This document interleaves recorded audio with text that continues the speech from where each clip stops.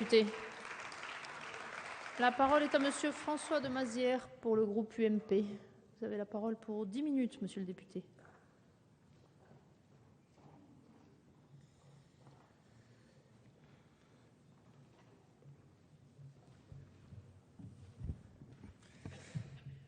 Madame la Présidente, Monsieur le Ministre, Madame la Rapporteure, Monsieur le Président de la Commission, mes chers collègues, nous adhérons bien évidemment aux deux objectifs majeurs de votre projet, à savoir la relance rapide de la construction, qui est impérative pour soutenir l'emploi, et le développement du parc de logements sociaux. Nous y adhérons d'autant plus que ces objectifs s'inscrivent dans la poursuite de l'élan impulsé par le gouvernement Fillon. Et je tiens tout particulièrement à saluer le travail accompli par votre prédécesseur, notre collègue Benoît Apparu. Nous divergeons en revanche très fortement quant aux moyens employés, au point même de considérer que vous risquez, avec ce projet de loi, d'aboutir à l'inverse de ce que vous annoncez, c'est-à-dire un ralentissement de la construction.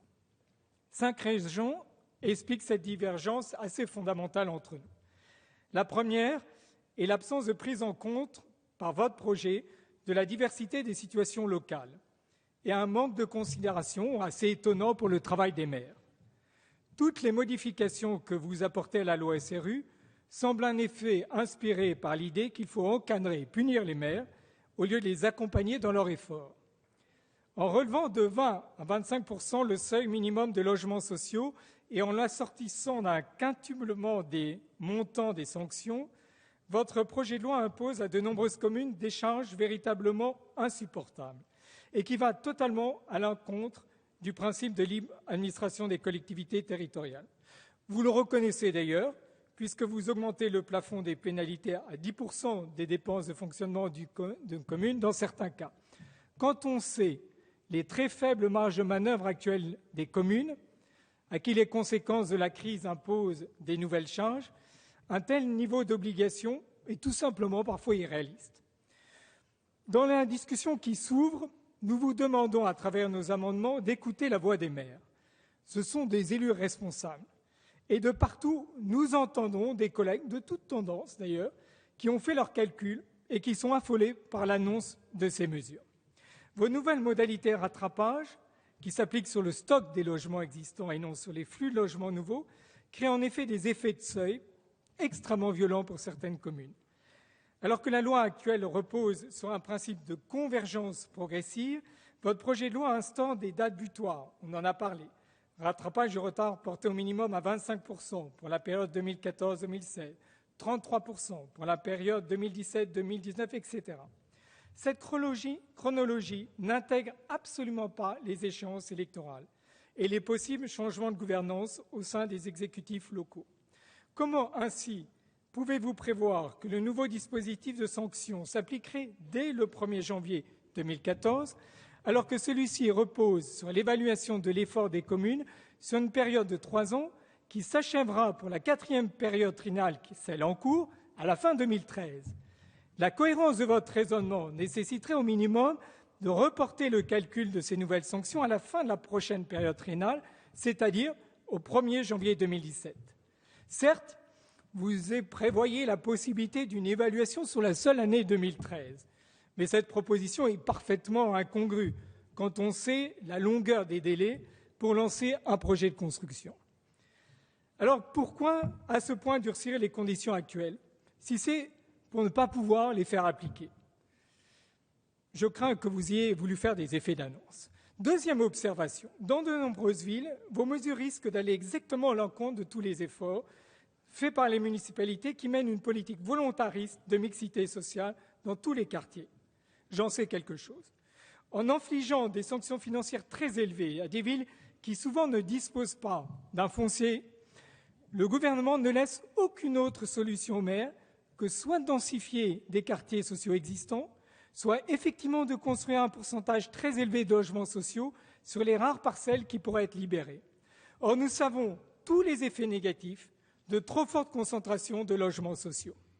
Je voudrais un instant m'arrêter sur la mise à disposition de terrains de l'État et de certains établissements en faveur du logement social. Nous tenons d'abord à souligner que ce n'est pas franchement une nouveauté. Le dispositif actuel est prévu par la loi du 18 janvier 2005. La décote était fixée par décret et pouvait atteindre jusqu'à 35% si le terrain était situé dans une zone où le marché est tendu. Ce qui est nouveau, c'est la possibilité d'une gratuité à 100% et l'annonce de la mise à disposition immédiate d'une première liste de terrains. On sait malheureusement ce qui est arrivé. La liste que vous avez diffusée était un tissu d'erreurs. Pour ma ville, 2 terrains avaient déjà été achetés par la ville. Je vous cite l'exemple, non pas pour parler d'une bévue qui vous a conduit à retirer très vite cette liste, mais parce que ça nous amène à poser 4 questions. Serons-nous remboursés des terrains que nous avons acquis ces derniers mois pour la partie construite en logements sociaux? Est-ce que votre projet est de nous inciter à faire des quartiers totalement consacrés à des logements sociaux? Comment allez-vous inciter des ministères à vendre s'ils n'en entendent pas un retour? Car, Monsieur le ministre, vous le savez, si les différents ministères ne récupèrent rien de la vente de leur terrain, ils ne seront pas incités à les aliéner. Et au fond, nous craignons que vous freiniez le processus en cours. Voilà pourquoi nous proposons de plafonner la décote à 50% et non à 100%. Nous proposons également de passer par un bail emphytéotique. Dans un moment où l'argent public est rare, il convient de ne pas gaspiller les ressources de l'État. Mais plus encore, en prévoyant au terme d'un bail de 40 ou 50 ans la remise en négociation de ces baux, l'État pourra obtenir de nouveaux engagements de rénovation et pourra éventuellement ne pas reconduire les mauvais gestionnaires. Ça s'appelle la bonne gestion. Troisième observation, annoncer un relèvement de 20 à 25% n'a de sens que si parallèlement l'État abonde en conséquence les crédits accordés au financement du logement social. L'étude d'impact évalue à 2,7 milliards d'euros annuels le budget qui devrait être redéployé sur la période 2014-2016. Nous attendons le budget 2013. Quatrième observation. Votre projet de loi nous semble mal rendre compte de la montée en puissance de l'intercommunalité. Alors que les pénalités jusqu'à présent étaient allouées aux EPCI compétentes en matière d'habitat, la limitation que vous envisagez de ces pénalités aux seuls les rares EPCI ayant pris la compétence de l'attribution des aides à la pierre en diminue considérablement la portée. Vous ne prenez non plus pas en compte la notion de bassin de vie. Or, vous pouvez avoir une commune qui, en construisant sur la frontière de son territoire, repousse en réalité la charge des équipements collectifs sur la commune voisine. J'ai en tête un certain nombre d'exemples. Je pourrais les citer puisque nous appartenons à des communes assez proches. Cinquième observation. La vraie urgence pour nous, c'est la relance de toutes les formes de logement. Vous le savez, et les professionnels du secteur vous le confirmeront, l'appareil productif du secteur de la construction logement social est en mesure de réaliser environ 90 000 logements par an. Donc les collectivités devront recourir aux promoteurs privés, elles devront financer seules des équipements publics complémentaires. Ce que nous aimerions que vous développiez, c'est un parcours résidentiel, dans le locatif comme dans l'accession à la propriété. Il nous faut ainsi produire davantage de logements intermédiaires. Or, votre projet de loi limite désormais à 30% la part de logements financés en prêts locatifs sociaux, les PLS, alors que ceux-ci peuvent répondre à un besoin de communes en logement spécifique.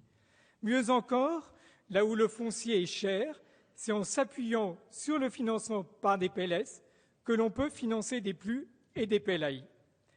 Nous vous rejoignons en effet quand vous faites l'analyse qu'il faut accorder une attention aux plus démunis. Mais nous aurions préféré qu'au lieu de tout vouloir encadrer, sanctionner, vous eussiez adopté la méthode de l'incitation pour s'adapter aux possibilités offertes par le marché du logement. Pourquoi ainsi ne pas considérer qu'un PLAI vaut 2 logements dans le décompte de la loi SRU? Ce serait passer de l'esprit de sanction à l'esprit d'incitation, à la logique du bâton, de la défiance à l'encontre des maires, à celle du soutien, de l'aiguillon. Enfin, ne cachons pas la réalité. Si l'on veut relancer rapidement le logement, il faut impérativement soutenir fiscalement leur production, comme le prévoyait le défunt dispositif Cellier. L'annonce récente de nouvelles déductions fiscales pour les investisseurs achetant des logements neufs pour louer irait dans ce sens. Mais nous entendons tout de suite la voix des professionnels qui nous disent Comment voulez-vous avoir la rentabilité nécessaire si ces aides sont réservées à la construction de logements dont les loyers sont inférieurs de 20% au prix du marché? Une nouvelle fois, n'est-ce pas une mesure en trompe-l'œil? Évitons les débats idéologiques, concentrons-nous sur l'essentiel, la relance du logement et du logement social qu'appellent de leur vœu les Français. Merci, monsieur le député.